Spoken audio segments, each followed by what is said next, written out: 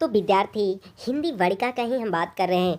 तो विद्यार्थी हम लोग को पता है कि हिंदी वर्णिका के कुल चैप्टर जो हैं 5 हैं और पांचों चैप्टर से यहाँ हल होने वाले हैं विद्यार्थी ऑब्जेक्टिव। आपका एक भी क्वेश्चन छूटने वाला नहीं है, A to Z हम बताने वाले हैं। तो विद्यार्थी आपको 100% हेल्प होगा।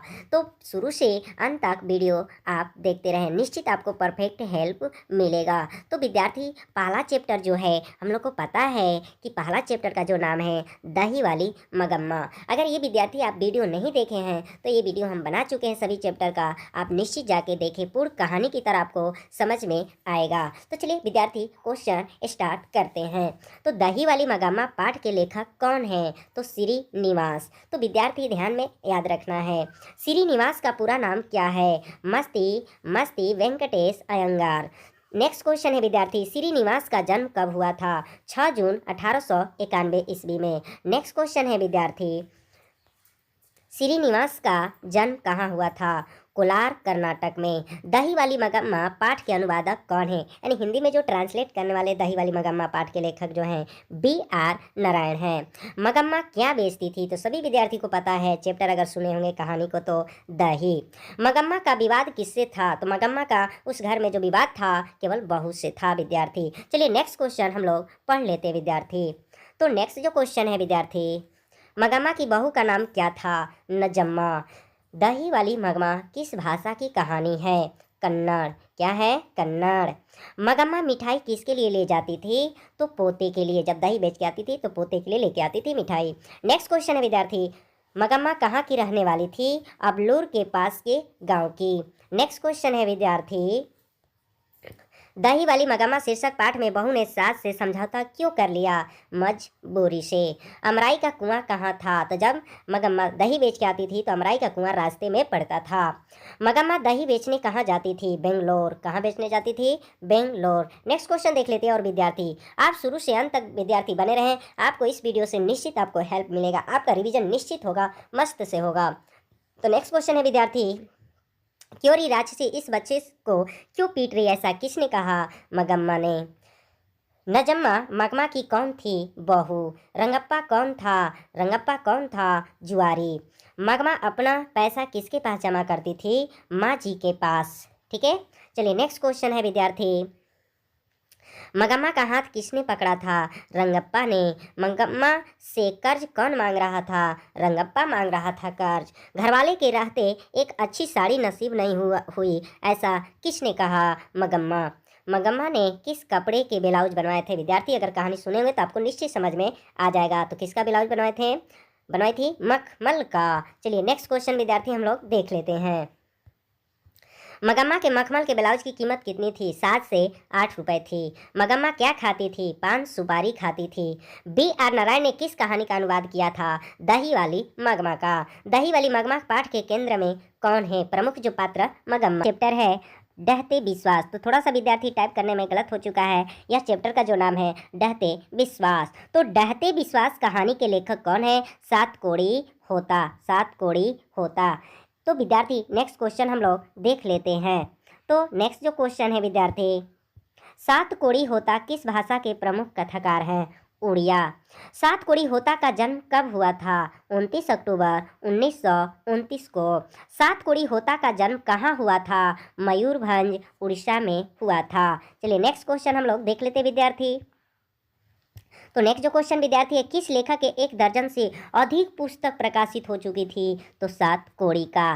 डहते विश्वास कहानी के अनुवादक कौन है? यानी डहते विश्वास का जो हिंदी में अनुवाद जो करने वाले थे राजेंद्र प्रसाद लेखक थे। डहते विश्वास कहानी की प्रमुख पात्रा कौन है? लक्ष्मी। तो डहते विश्वास की जो प्रमुख पात्रा है विद्यार्थी लक्ष्मी है। लक्ष्मी के पति का क्या नाम था? लक्ष्मण। जो काम करता था कहाँ करता था विद्यार्थी? कलकत्ता में। चलिए नेक्स्ट क्वेश्चन हम लोग पढ़ लेते हैं विद्यार्थी। लक्ष्मण कहाँ काम करता था? कोलकाता में। लक्ष्मी के पूर्वज लक्ष्मी के लिए कितने बीघा खेत छोड़ गए? तो विद्यार्थी अगर वीडियो आप नहीं देखे होंगे डहते विश्वास कहानी का तो आप उसे एक बार देखिए, निश्चित आपको समझ में आएगा। 1 बीघा। लक्ष्मी के ससुर कहाँ मारे गए थे? बांध में काम करते हुए मारे गए थे। चलिए नेक्स्ट क्वेश्चन देख लेते विद्यार्थी। लक्ष्मी का घर किस बांध के नीचे था विद्यार्थी? तो देवी बांध के नीचे लक्ष्मी का घर था। डहते विश्वास कहानी में किसका प्रकोप दिखाया गया है? तो डहते विश्वास कहानी में जो प्रकोप दिखाया गया है बाढ़ की समस्या का। लक्ष्मी के बड़े पुत्र का क्या नाम था? अच्युत। महाराज यातिथि केसरी ने किस शहर को बचाने के लिए पत्थर के बांध बनवाए थे? तो भुवनेश्वर शहर को बचाने के लिए। चलिए नेक्स्ट क्वेश्चन हम लोग देख लेते हैं विद्यार्थी। तो नेक्स्ट क्वेश्चन है विद्यार्थी, लक्ष्मी किसके यहाँ काम करती थी? तो तहसीलदार के यहाँ काम करती थी। कौन करती थी? लक्ष्मी। उसी गांव में। लक्ष्मी के गांव का पढ़ाकू लड़का कौन था? तो पढ़ाकू जो लड़का नाम था गुणनिधि उसका नाम था, वही लड़का था पढ़ाकू उस गांव का। चलिए बाढ़ आने की खबर सबसे पहले किसने बताई? तो बाढ़ आने की खबर सबसे पहले किसने बताई? तो सरपंच साहब को बताया गया। ठीक है। लक्ष्मी के कुल कितने संतान थे? तो 4 विद्यार्थी थे। चलिए नेक्स्ट क्वेश्चन हम लोग देख लेते हैं विद्यार्थी। लक्ष्मी के कितनी बेटियां थी? 2। और बेटे कितने थे? 2। चलिए नेक्स्ट क्वेश्चन है विद्यार्थी, डहते विश्वास कहानी में किस राज्य को बाढ़ एवं सूखा से प्रभावित दिखाया गया है? तो डहते विश्वास में किस राज्य को बाढ़ एवं सूखा से प्रभावित दिखाया गया है? तो उड़ीसा को। डहते विश्वास कहानी में स्कूल कहाँ है? तो टीले के नीचे ही था। कौन हाला कर बाढ़ से सबको संचेत कर रहे थे? तो बाढ़ से हाला करने के लिए जो संचेत रहे थे चंद्रा, शिव, शंकर, मकरा सभी। चलिए नेक्स्ट क्वेश्चन देख लेते विद्यार्थी। स्वेच्छासेवक दल का गठन किसने किया था? तो स्वेच्छासेवक दल का जो गठन एक बनाया था डहते विश्वास में गुणनिधि ने। लक्ष्मी किस कहानी की केंद्रीय पात्र है? तो लक्ष्मी जो कहानी का केंद्रीय पात्र जो प्रमुख पात्र है डहते विश्वास का। बाढ़ की समस्या किस कहानी में है? डहते विश्वास में। डहते विश्वास किस भाषा से अनुदित है? तो उड़िया। चलिए नेक्स्ट क्वेश्चन हम लोग देख लेते विद्यार्थी। बारी बारी से गांव के लड़के किसकी निगरानी कर रहे थे? विद्यार्थी बांध की। कौन सी बांध की? देलई बांध की। लक्ष्मी दोनों लड़कियां और छोटे बेटों को सुलाकर कहाँ गई? गुहाल में। घर पर 2 लड़कियां और साल भर के लड़के को लेकर कौन अकेली थी? तो लक्ष्मी थी। हल किराए पर लेकर बीघे भर जमीन में खेती कौन करवाई थी? कौन करवाई थी? लक्ष्मी करवाती थी। चलिए नेक्स्ट क्वेश्चन है विद्यार्थी। तो यहाँ पर विद्यार्थी जो है आ चुके, अब हम लोग तीसरे चैप्टर में यहाँ पे आ चुके हैं विद्यार्थी। तीसरा जो चैप्टर का नाम है विद्यार्थी माँ। माँ भी बहुत मस्त कहानी है विद्यार्थी, एक बार जरूर इस कहानी को पूर्ण सुने और सुनने के बाद आप अच्छे से इसे भी ऑब्जेक्टिव को दम निश्चित से हल होगा। तो वीडियो आपको विद्यार्थी शुरू से अंत तक ये वीडियो देखना होगा, निश्चित आपको हेल्प मिलेगा। तो चलिए पहला क्वेश्चन है, माँ कहानी के लेखक कौन है? ईश्वर पेटलीकर।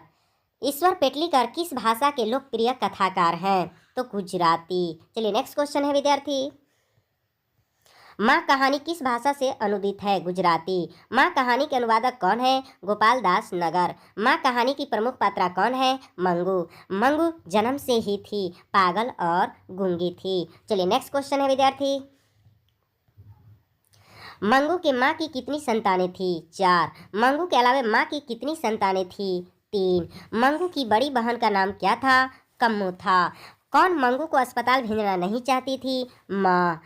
कौन नहीं भेजना चाहती थी? माँ नहीं भेजना चाहती थी। चलिए नेक्स्ट विद्यार्थी हम लोग देख लेते हैं, माँ अस्पताल को किसकी उपमा देती थी? गौशाला का। मंगू के गांव की कौन दूसरी पागल लड़की पागल हो चुकी थी? दूसरी पागल लड़की पागल हो चुकी थी। तो मंगू के गांव की जो लड़की पागल हुई थी दूसरी कुसुम थी। किसने पहली बार अस्पताल का विरोध नहीं किया? माँ ने। कौन सा महीना माँ के लिए आराध्य बन गया था? अगहन, क्योंकि ज्योतिष ने बता दिए थे कि अगहन मंथ में जो मंगू ठीक हो जाएगी। तो विद्यार्थी एक बार जरूर आप चैप्टर को आसानी से सुने।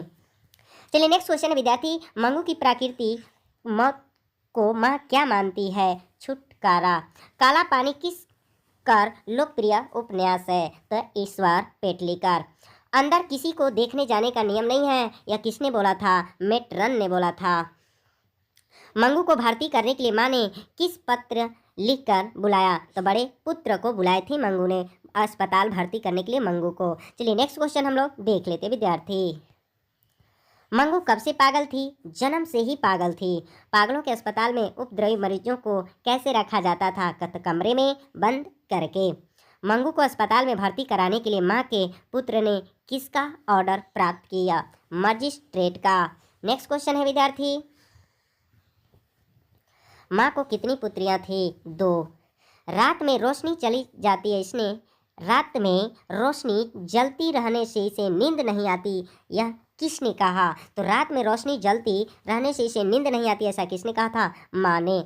मंगू की याद में कौन पागल हो गई थी? तो माँ पागल हो गई। कब? जब मंगू को अस्पताल में छोड़ के आई तभी विद्यार्थी। चलिए नेक्स्ट क्वेश्चन है विद्यार्थी, मंगू को घर से अस्पताल के लिए किस गाड़ी से ले जाया गया है? तो बैलगाड़ी से अस्पताल कुछ दूरी से ले गया है। चलिए आगे है विद्यार्थी, मंगू को अस्पताल छोड़कर माँ घर वापस कब आई? तो 11:15 बजे माँ घर आ गई। चलिए इसी नेक्स्ट चैप्टर को पढ़ लेते विद्यार्थी। चैप्टर का जो नाम है नगर। ये भी मस्त कहानी है विद्यार्थी। नगर कहानी के लेखक जो है विद्यार्थी सुजाता। सुजाता का वास्तविक नाम जो विद्यार्थी है एस रंगराजन। चलिए नेक्स्ट क्वेश्चन हम लोग देख लेते विद्यार्थी। सुजाता का नाम कब सुजाता का जन्म कब हुआ था? 3 मई 1935 को। सुजाता का जन्म कहाँ हुआ था? चेन्नई तमिलनाडु में। नगर कहानी के अनुवादक कौन है? यानी इसके हिंदी में अनुवाद जो ट्रांसलेट किए हैं नगर कहानी का, के जमुना। नगर कहानी किस भाषा से अनुदित है? तमिल। चलिए नेक्स्ट क्वेश्चन हम लोग पढ़ लेते विद्यार्थी। किस लेखक के 25 से अधिक कृतियां प्रकाशित हो चुकी थी? सुजाता। पांडे लोगों की दूसरी राजधानी कौन थी? मदुरै। नगर कहानी के मुख्य पात्रा कौन है? पपाती किसकी पुत्री थी? बल्ली अमाल की। चलिए नेक्स्ट क्वेश्चन हम लोग पढ़ लेते हैं विद्यार्थी। पपाती को इलाज के लिए कहाँ भेजा गया था? मदुरै। कहाँ भेजा गया था? मदुरै भेजा गया था विद्यार्थी। बल्ली अमाल के गांव का क्या नाम था? मुनाडी पट्टी। पाप्ती किस रोग से ग्रसित थी? मेनिंजाइटिस। किसके कहने पर भी पाप्ती अस्पताल में भर्ती नहीं हो पाई? बड़े डॉक्टरों के कहने पर।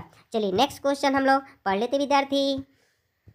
बड़े डॉक्टर साहब कहाँ से पढ़कर आए थे? ब्रिटेन से आए थे। हेड नर्स का नाम क्या था? मीरांड। बली अमाल को बेटी को लेकर सुबह कितने बजे बुलाया गया? तो बली अमाल की जो बेटी को सुबह कितने बजे बुलाया गया? 7:30 बजे। बली अमाल को कितने नंबर कमरे में भेजा गया था विद्यार्थी? 48 नंबर। चलिए नेक्स्ट क्वेश्चन हम लोग देख लेते विद्यार्थी। पाप्ती को लेकर माँ किस रंग के रिक्शे में वापस आई थी? तो पीले रंग की रिक्शे में। पाप्ती के लिए बल्ली अमाल ने किस मंदिर में मन्नत मांगी थी? तो बेदीश्वर मंदिर में। एक वहाँ धार्मिक स्थल मंदिर था। तुलनात्मक व्याकरण किसकी रचना है? सुजाता का। चलिए नेक्स्ट क्वेश्चन हम लोग पढ़ लेते विद्यार्थी। पहले दिन पाप्ती को क्या हुआ था? बुखार। पाप्ती किस पर लेटी हुई थी? स्ट्रेचर पर। पाप्ती बेहोश क्यों पड़ी थी? तो तेज बुखार के कारण। पाप्ती की उम्र क्या थी? 12 वर्ष। चलिए नेक्स्ट क्वेश्चन हम लोग पढ़ लेते विद्यार्थी। I wants that girl admit now, ऐसा किसने कहा? बड़े डॉक्टर ने कहा उसको भर्ती करने के लिए। नगर कहानी किस भाषा से अनुदित है? तमिल भाषा से। बली अमाल से कहाँ के डॉक्टर ने पति को लेकर मदुरै जाने को कहा था? गांव। तो चलिए नेक्स्ट विद्यार्थी हम लोग पढ़ देते हैं। लाइन में खड़े होकर कौन अपने मृत पति को कोस रही थी? बली अमाल। चलिए नेक्स्ट जो विद्यार्थी है चैप्टर धरती कब तक घूमेगी। तो जो चैप्टर का नेक्स्ट विद्यार्थी है ये भी बहुत मस्त चैप्टर है। चलिए क्वेश्चन जो है धरती कब तक घूमेगी, इस पाठक के लेखक कौन है? सांवर दैया। चलिए नेक्स्ट क्वेश्चन हम लोग पढ़ लेते विद्यार्थी। धरती कब तक घूमेगी यह किस भाषा से अनुदित है? यह राजस्थानी भाषा से है। सांवर दैया किस भाषा के सफल कहानीकार हैं? राजस्थानी। धरती कब तक घूमेगी कहानी के अनुवादक कौन है? सांवर दैया। धरती कब तक घूमेगी इस कहानी की मुख्य पात्रा कौन है? सीता। मुख्य जो पात्रा है सीता। सीता के कितने पुत्र थे? 3। चलिए नेक्स्ट क्वेश्चन देख लेते विद्यार्थी। सीता के सबसे बड़े लड़के का नाम क्या था? कैलाश। सीता के सबसे छोटे लड़के का क्या नाम था? बिरजू। कौन अपना काला ओढ़ना देखकर रुआसी हो गई थी? सीता। धरती।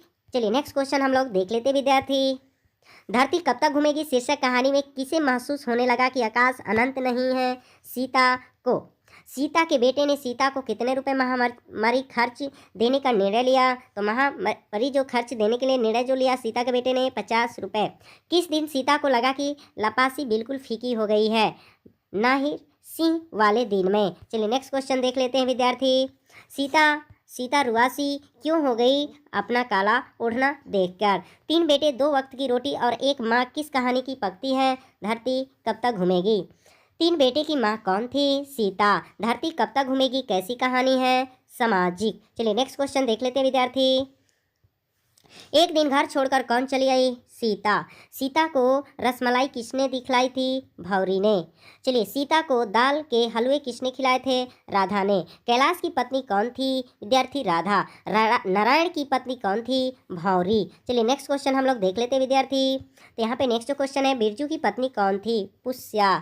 रोटी दो रोटी का खेल किस कहानी में बच्चे खेलते हैं? रोटी दो का खेल किस कहानी में बच्चे खेलते हैं? तो धरती कब तक घूमेगी। माँ कब से खाना अलग बनाकर खाएगी? आज दोपहर से माँ जो है खाना अलग बनाकर खाएगी। यह बात अच्छी नहीं लगती कि माँ महीने भर इधर उधर लुढ़कती रहे। यह किसने कहा? कैलाश ने। चलिए नेक्स्ट क्वेश्चन हम लोग पढ़ लेते विद्यार्थी। तो नेक्स्ट जो क्वेश्चन है विद्यार्थी, कौन अपने ही घर में घुटन महसूस करती है? सीता। किस कहानी में रोटी का सवाल था? धरती कब तक घूमेगी। नेक्स्ट जो क्वेश्चन है विद्यार्थी, भर आई आंखें पोंछकर किसने आकाश की ओर देखा? सीता ने। तो विद्यार्थी ये जो ऑल चैप्टर को मैंने ऑब्जेक्टिव समाप्त कर दिया, आप इसे एक बार और निश्चित से देखें, आपको निश्चित हेल्प मिलेगा। कॉन्सेप्ट के साथ निश्चित हल किए गए हैं।